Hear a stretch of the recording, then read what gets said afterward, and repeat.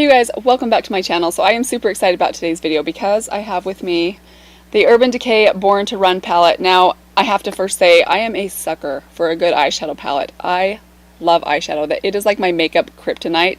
I know that I probably mentioned this a few times before, and this eyeshadow palette in particular I feel like has been everywhere lately. So many people have been talking about it. It's been on so many people's like Sephora VIB lists and must-have palette lists. So for months it's been kind of there in the back of my mind. So recently I was traveling and I was in the Denver airport actually, and I saw that they had an Urban Decay store in there and I went ahead and picked it up, and honestly I'm so happy that I did because I have been absolutely loving this palette lately. I just want to say a couple of things about it just at first glance. First off, the packaging. I mean, let's just take a moment for this beautiful, amazing packaging. This packaging I feel like really speaks to me as a person. I am way into photography and I love, it looks like you're looking at like a really awesome Instagram feed. And I feel like the whole kind of go anywhere, travel kind of theme really goes with like the color story inside, because I feel the same way about this color story.